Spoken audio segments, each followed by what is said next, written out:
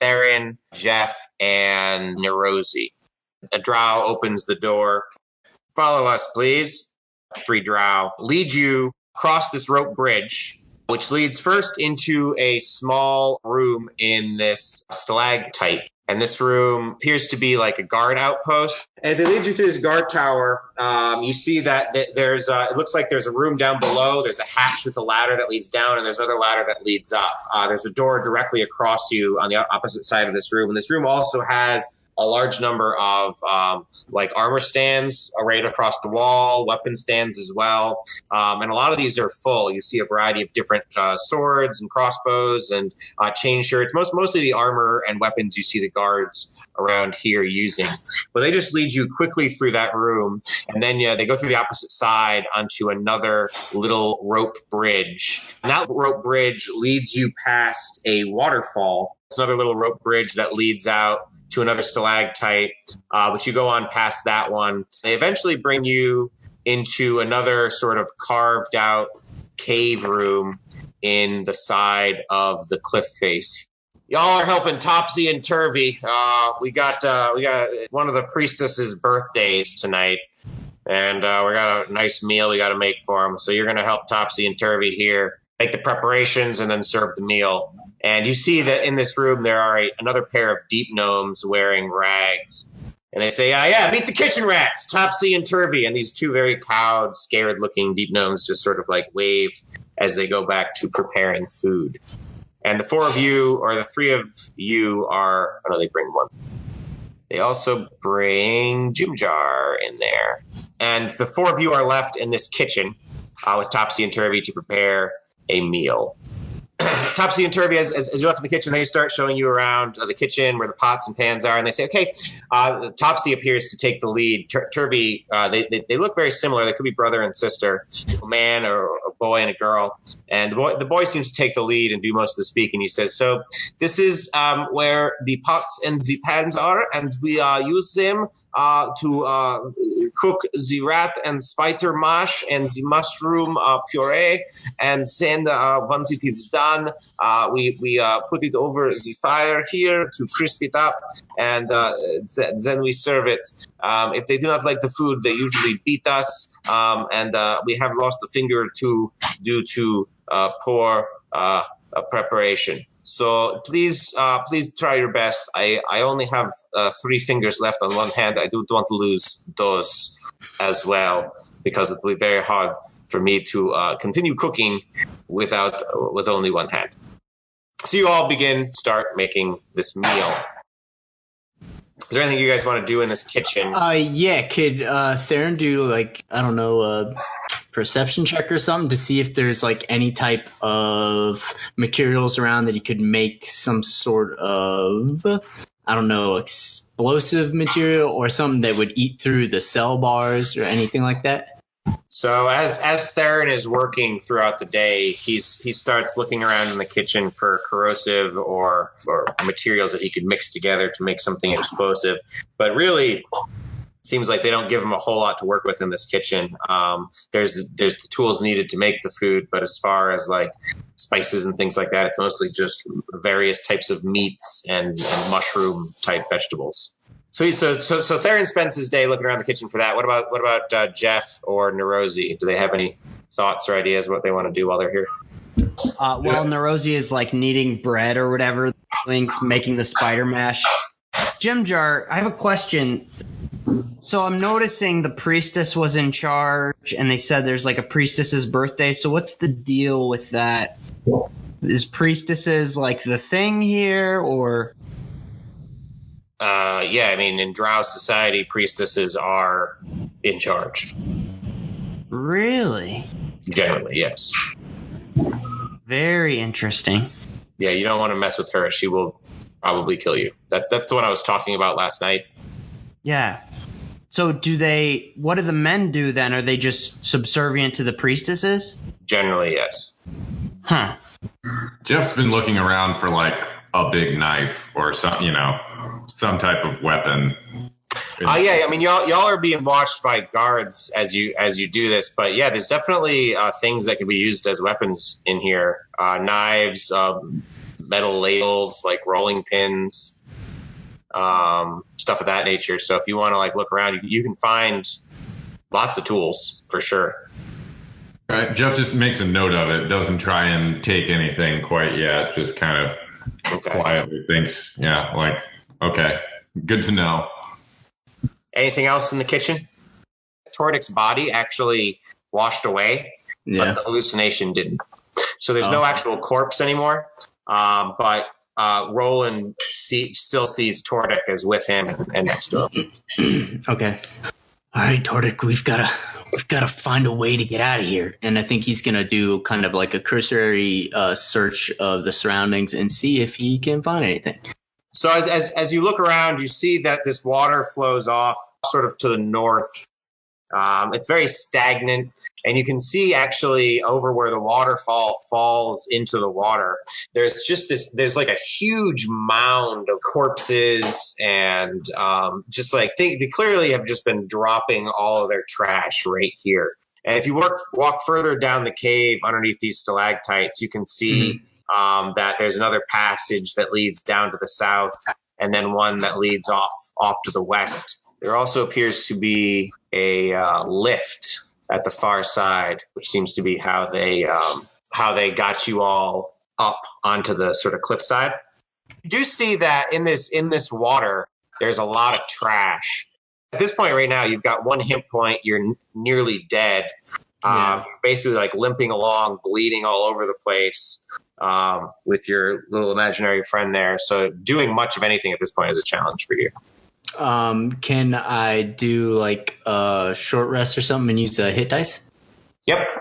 All right. Is there like a rock or anything or a boulder nearby that it can kind of lean up against? If you head over to the other opposite side of this chasm that you're in, you can find a little alcove to squirrel yourself away in and hide.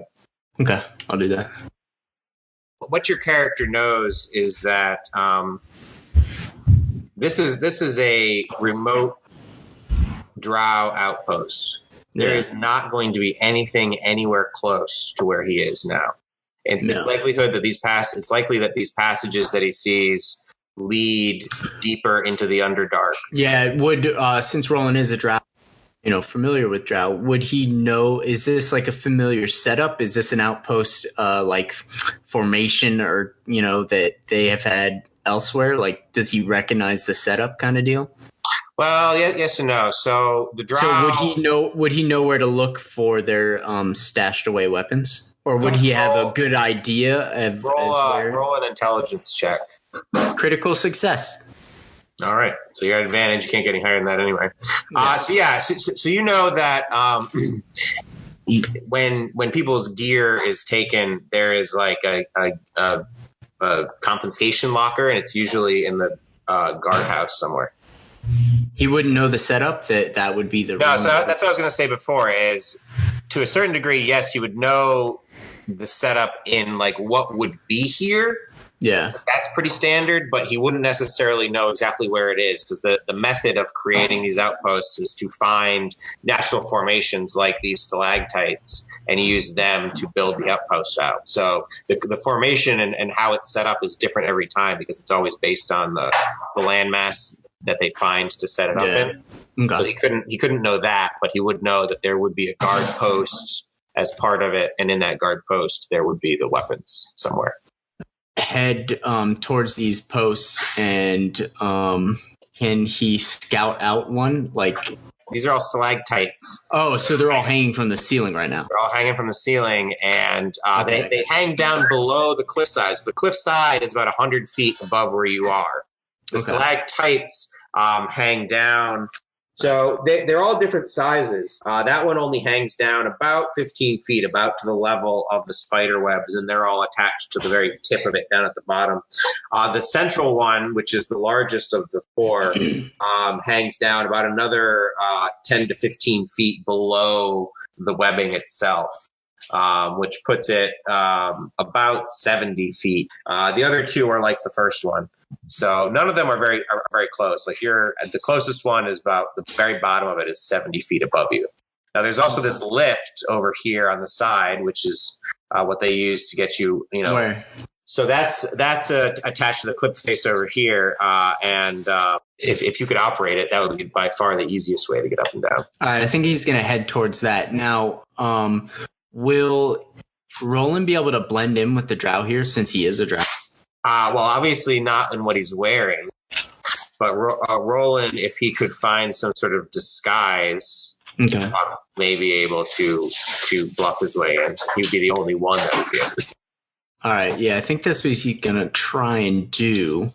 Are there any like guard checks or anything along here, or is the only stuff? Everything is up on the cliff face. There's nothing. All right, so I think he'll head towards there with the objective of trying to find a disguise or a drow uniform or something like that.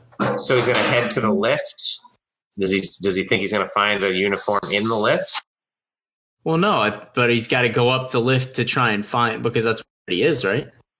I mean, yeah.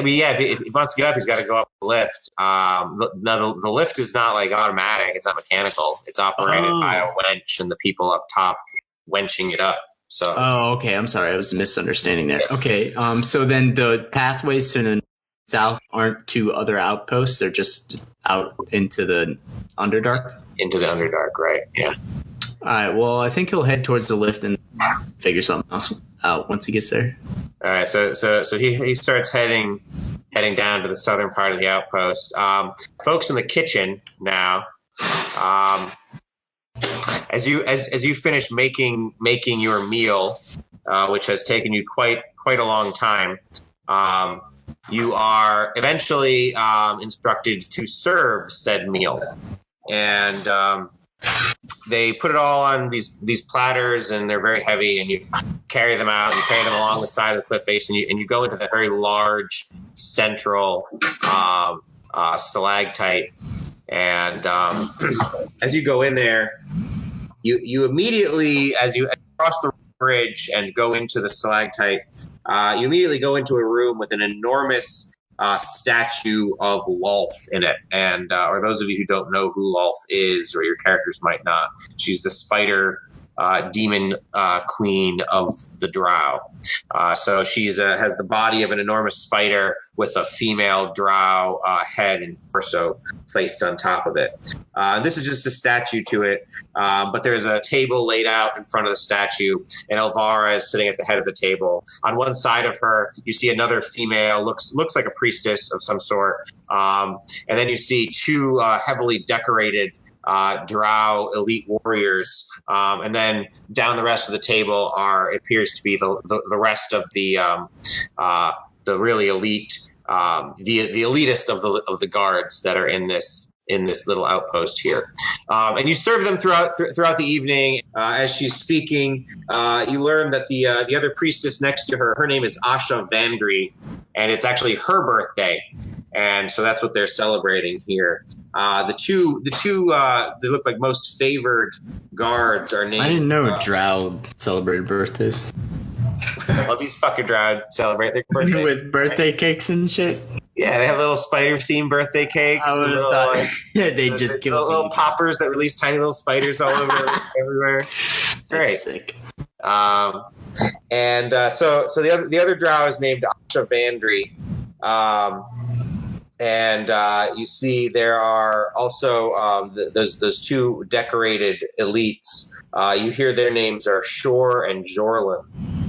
All right, so the three of you notice that there's a little bit of a strife. There's a little bit of strife here in the leadership of these guards. It seems like there's some sort of strange love triangle going on between Elvara, Shore, and Jorlin.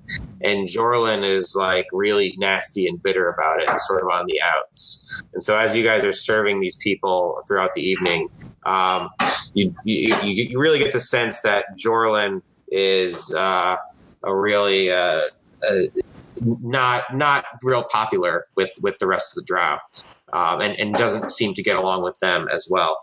In addition to that, are they warriors? Are they like elite warriors? Yeah. Okay. In addition to that, Theron notices that Asha, the other Drow, seems to be making some strange like making eyes at Jorlin or something. It's really odd. Like they seem to have some sort of unspoken connection between the two of them. Ilvara is the one who's in charge of everything. Asha is her subordinate priestess. Jorlin and Shore are the two like lead elites. And then there are just a bunch of other like elite looking guards who seem to just be sort of politely minding their own business. But those four seem to be having the majority of the conversation. Is there anything y'all are going to try to do as you're serving them, or have any thoughts on that before? Yeah, like earlier when I did the investigation in the kitchen, I didn't find poison or anything, right? No. There's really there's very little. It's less of a kitchen and more of like just some like rock shelves with a furnace and some metal instruments to like cook all the various recipes they have here. I don't know. Is there anything we can do, guys? Yeah, no. They serve dinner, I guess. Yeah, serve dinner. Yeah. As they're walking down there, I think Theron like spits in the food or something. Hawks a loogie. You all serve this meal as the birthday goes on, and as it ends, you clean it up. You clean up the kitchen, and you're sent back to the cell that you are in with the others. The others are sitting in this cell. Calvinus is in a corner. O'Neill is just shivering and shaking and can't stop chattering. Thorin at this point has recovered from his form of madness. The other prisoners are there as well. Potentially 3 down.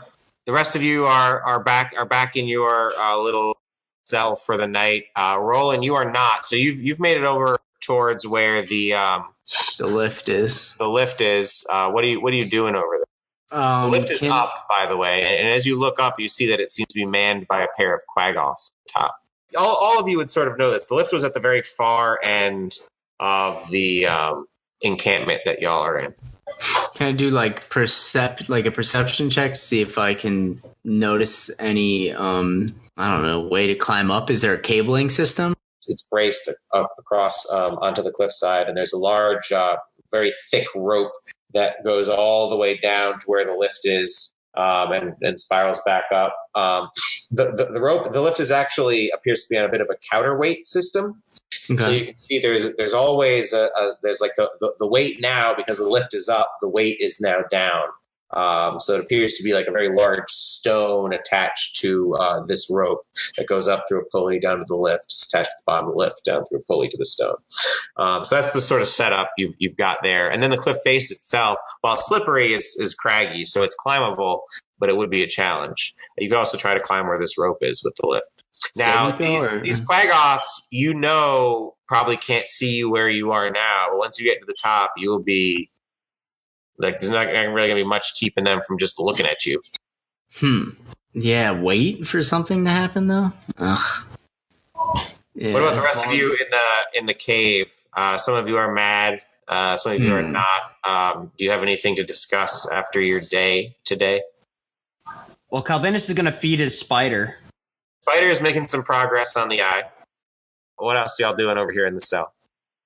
Yeah, Nerosi wants to see if they can talk about if they found anything out or anything telepathically. Having this conversation telepathically. Who's left alive? Thorin and Jeff, Nerosi and Neil, and Calvinus, and then Theron, and Roland, but he's not here. Yeah, so we all assume Roland's dead then? Yeah, you've got to. So, Jeff recounts the fact that we walked through the guard tower where the weapons were and the weird love triangle at dinner, but that's really all they saw. Nerosi comments on that love triangle thing and says, it seems like there could be eventually an explosive situation here if there was some sort of coup or something that could be an opportunity. As you guys are talking, you hear a buzz. It sounds as though all of you sort of hear, almost like, and there's like a mosquito flying around the back of your head, and you just feel like it's almost flown into your fucking ear.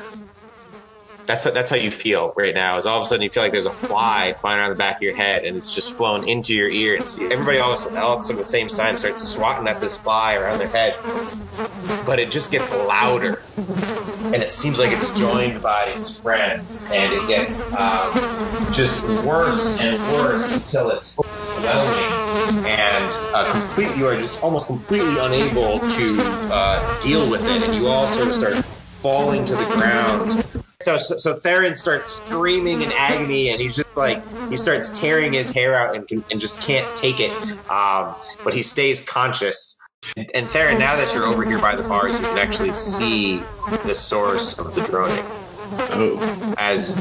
And it makes you flee in the opposite direction as you see it, because what you see are maybe hundreds of like flies the size of horses just streaming through this cavern at breakneck speed. It's like a cloud of enormous flies, and it's not just flies. There are also these huge birds that look like vultures, but they're also like the size of horses or even larger than the flies, and they're giving off these sickening screeches. And you can see the drow are reacting to this in a mixture of like hiding in fear. Some are shooting up at them. Some are running and getting cover. For the most part, these creatures that are floating through seem to be like going somewhere, but there's just so many of them that a couple of them stop and land, and the drow fight them. Some of the drow are thrown off the cliffside and killed. Vicious mockery.